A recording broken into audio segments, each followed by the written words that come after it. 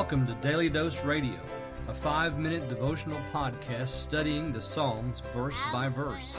Broadcast from the ever-beautiful Sharonville, Ohio, on the sunny side of Cincinnati. Hey there, friends. Welcome back to Daily Dose Radio here in the Bible Bistro, where we serve it up hot and fresh every day. Yes, this is Bible study that is free of antibiotics and GMOs. It is fully organic, made fresh daily just for you. And this week, come on in here, please. Come in and sit down. We're going to study the Word of God together today. This week we're looking at Psalm 119, the Iron section, which I have dubbed the servant letter section. And we began yesterday with a very vivid picture. The servant standing before the master. He said, I have done judgment and justice. Leave me not to mine oppressors. Now today we're going to come to verses 122 and 123, and we're still standing before the master. But we're not done with our requests. He says, leave me not to mine oppressors. So he wants the master to defend him, and he continues in that vein in verse 122 when he says, be surety for thy servant for good. Let not the proud oppress me. So he's still continuing to ask for this deliverance or protection from his oppressors. Now, we get a little more information about the oppressor here, don't we? He's called the proud. The proud man is always oppressing the humble man. Why? Because the proud man thinks that he's right, because he's proud. He thinks he's the smartest brain in the room. He thinks that humility and belief in the Lord and all of that is wrong. Of course, we remember what the psalmist said in Psalm 14, don't we? The fool has said in his heart, there is no God.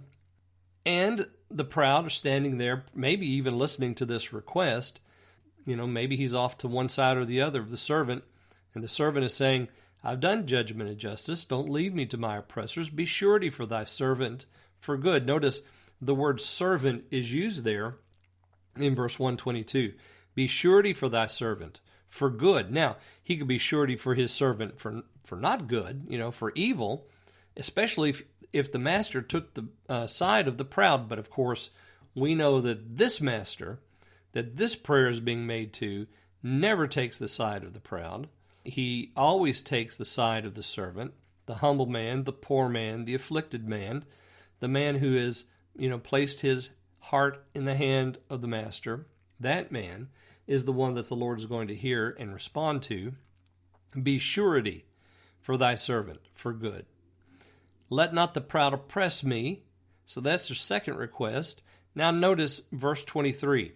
He gives something about the condition of his heart.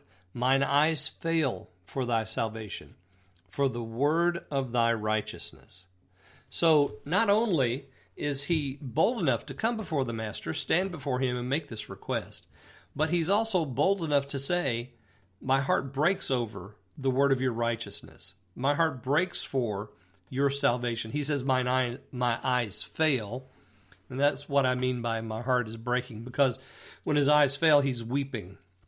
He's brokenhearted in a sense because of the salvation of the Lord and because of the word of God's righteousness. It has had an effect upon the psalmist.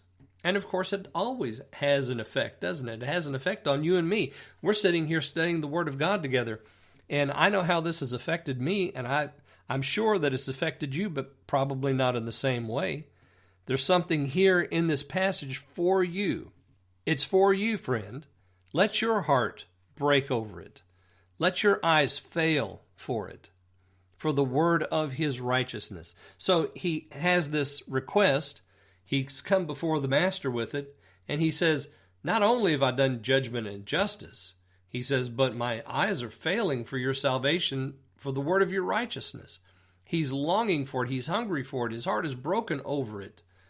Yeah, so he's making this request, and his defense is, his presentation is, this is me. This is who I am.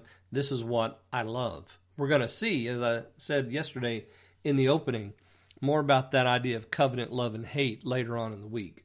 Well, I hope you'll join me tomorrow. We'll look at verses 124 and 125 on Daily Dose Radio. Thanks for listening to Daily Dose Radio. I'm David Smith. The music today has been performed by the Bluegrass Experiment. Thanks again for listening. I'll see you next time on Daily Dose Radio.